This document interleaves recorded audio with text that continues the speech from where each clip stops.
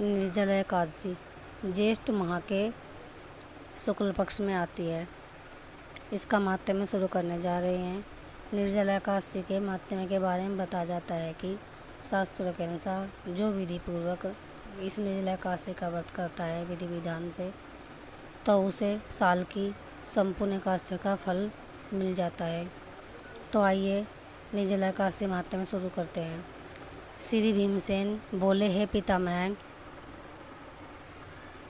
भ्राता युधिष्ठिर, माता कुंती, द्रौपदी, अर्जुन, नकुल और सहदेव आदि एकादशी के दान व्रत करते हैं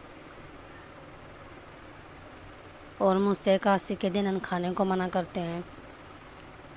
मैं उनसे कहता हूँ कि भाई, मैं भक्तिपूर्वक भगवान की पूजा कर सकता हूँ, परंतु मैं एकादशी के दिन भूखा नहीं रह सकता। इस पर व्यास जी बोले, हे भीमसेन, यदि तुम नरक को बुरा और स्वर्ग को अच्छा समझते हो तो प्रत्येक माह की दोनों एकादशियों को अन्न खाया करो। इस पर भीमसेन बोला, हे पितामह, मैं आपसे प्रथम कह चुका हूँ कि मैं एक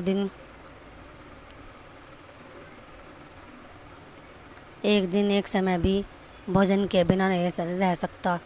फिर मेरे लिए पूरे दिन का उपवास करना कठिन है। यदि मैं प्रयत्न करूँ तो एक व्रत अवश्य कर सकता हूँ। अतः आप मुझे कोई एक व्रत बतलाइए जिससे मुझे स्वर्ग की प्राप्ति हो। श्री व्यास जी बोले, हे वायुपुत्र, बड़े बड़े ऋषि और महर्षियों ने बहुत से शास्त्र आदि बनाए हैं कि मनुष्य को दोनों पक्षों के एकादशियों का व्रत करना चाहिए। इससे उन्हें स्वर्ग की प्राप्ति होती है। श्री व्यास जी के वचनों को सुनकर भीमसेन नरक में जाने के कारण अत्यंत भयभीत हुए और लता के समान कांपने लगे। वह बोले, हे पितामह, अब मैं क्या करूं, क्योंकि मुझसे व्रत नहीं हो सकता। अतः आप मुझे कोई एक व्रत ही बतलाइए जिससे मेरी मुक्ति हो जाए।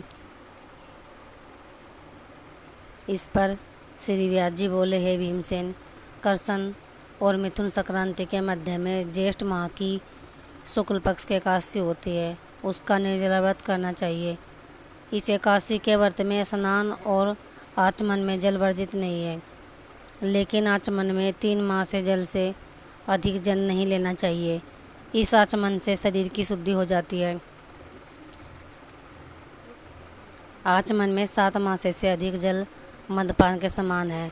इस दिन भोजन करने से व्रत नष्ट हो जाता है।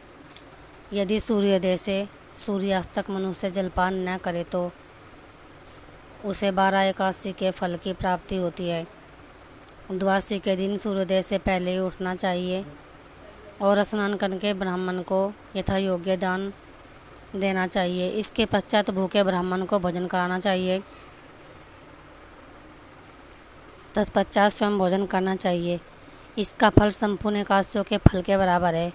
हे भीमसेन, स्वयं भगवान ने मुझसे कहा था कि इस एकादशी का पुण्य समस्त तीर्थों और दोनों के पुण्यों के बराबर है।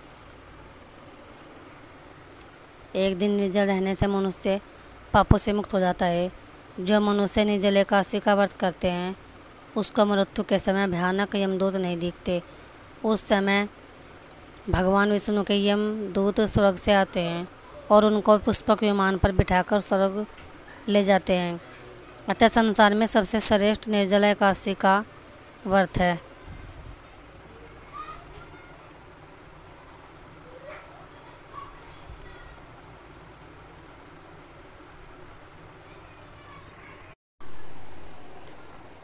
हम सभी को यत्नपूर्वक इस एकादशी का निर्जल व्रत करना चाहिए। उस दिन ओम नमो भगवते वासुदेवाय मंत्र का उच्चारण करना चाहिए। व्यास देव जी के ऐसे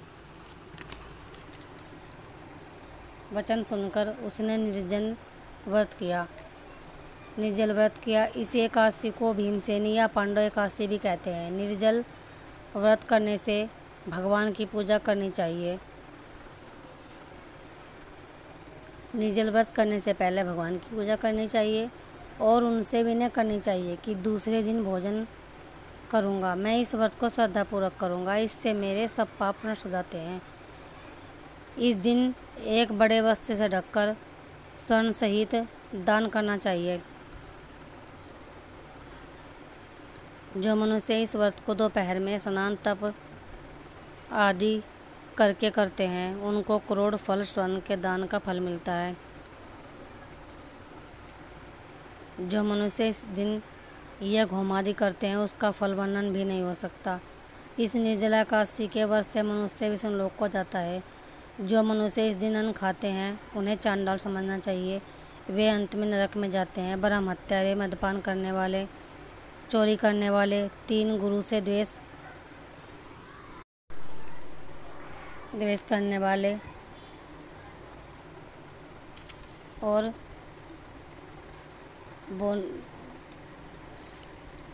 झूठ बोलने वाले इस व्रत को करने से स्वर्ग को जाते हैं। हे कुंती पुत्र, जो पुरुष या स्त्री इस व्रत को श्रद्धापूर्वक करते हैं उनका निम्नलिखित कर्तव्य है। उन्हें सर्वप्रथम विष्णु भगवान की पूजा करनी चाहिए। तत्पश्चात गौ का दान करना चाहिए। उस दिन ब्राह्मणों को दक्षिणा, मिष्ठान आदि देना चाहिए। निर्जला के दिन अन्न, वस्त्र, छत्र, उपान्य आदि का दान करना चाहिए। जो मनुष्य इस कथा को प्रेम पूर्वक सुनते और पढ़ते हैं उनको सुख की प्राप्ति होती है। यह निर्जला एकादशी का व्रत संपूर्ण कामनाओं को पूर्ण करने वाला है। इसे करने से सारी इच्छाएं की पूर्ति होती है। इसलिए हम सभी को यह निर्जला व्रत करना चाहिए विधि विधान सहित। बोल लक्ष्मीनारायण भगवान की जय।